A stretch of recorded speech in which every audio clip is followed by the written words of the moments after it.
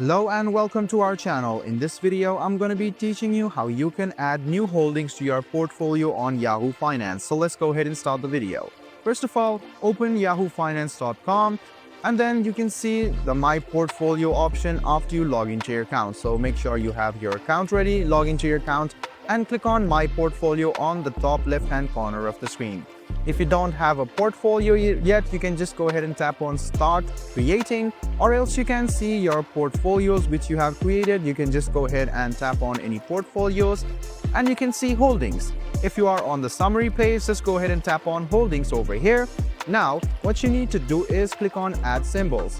So you can just go ahead and tap on these, or you can add a symbol yourself. After you tap on the symbol, you can click on Add Symbol, which is over here, and there you go. You have just added these to your holdings and you can compare the price, the currency, the chains and everything with other symbols as well. So guys, I hope this video about how you can create new holdings on Yahoo Finance was helpful for you.